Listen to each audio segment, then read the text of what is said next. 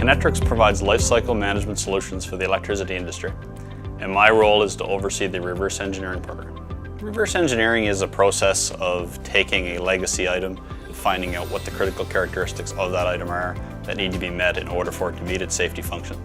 Essentially remaking something from the past. Value engineering is a subset of reverse engineering, but you're improving the device. Take, for example, electronics. We can't buy the same components that they used in 1970.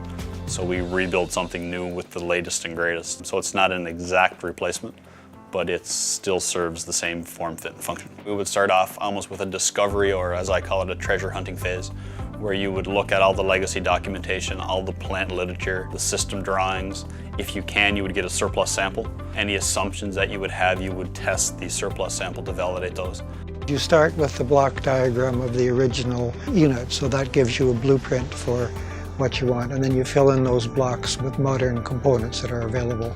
We'll initially design the product electrically and mechanically. We'll build prototype samples. We do an alpha, beta, provide them to the customer and get concurrence and approvals on the design. In terms of design, one of the key areas to keep the project on track is to engage the customer, have frequent meetings. Communication with the client is very important. You want the client to understand every decision and be on side with every decision, so he is not surprised when you deliver the final product. Once the beta design is solidified, we'll move on to the qualification stage, and the product will be qualified and tested.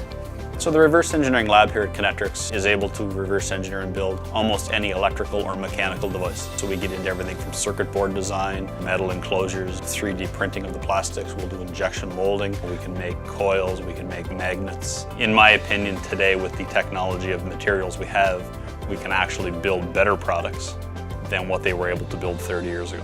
Kinectrics is uniquely positioned for reverse engineering in that we have our dedicated reverse engineering team of project managers, designers, technicians, builders that understand how to capture the requirements, design a product, and qualify it. But we're also supported by the size of Kinectrics and all of the research and academia that is here.